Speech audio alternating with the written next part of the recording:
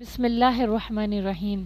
رمضان المبارک کے 25 روزے گزر گئے، دیکھتے دیکھتے پتہ بھی نہیں چلا۔ ہم لوگوں نے مل کر عبادت کی، اللہ تعالیٰ کو راضی کرنے کی کوشش کی، ایک دوسرے کے لیے دعائیں کی، اپنی مغفرت کروائی۔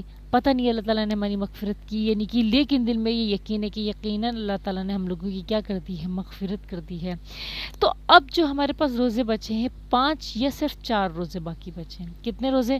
5 یا 4۔ دیکھو 29 روزے بھی ہو سکتے ہیں اور 30 روزے، اللہ کرے 30 روزے ہی اللہ تعالیٰ ہمیں عطا کرے، کیونکہ اگر 30 روزے ہو جائیں گے تو ہمیں ایک اور دن میں ایسا آ جائے گا اللہ تعالیٰ کو راضی کرنے کے لیے، اپنے دفتر میں اور زیادہ نیکیاں بھرنے کے لیے، سمجھ میں آئے، دعائیں مانگنے کے لیے۔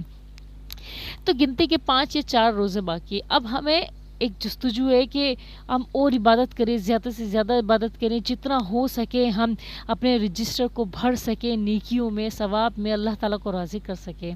تو میں ایک حدیث آپ کے پاس لے کر آئی ہوں۔ ایک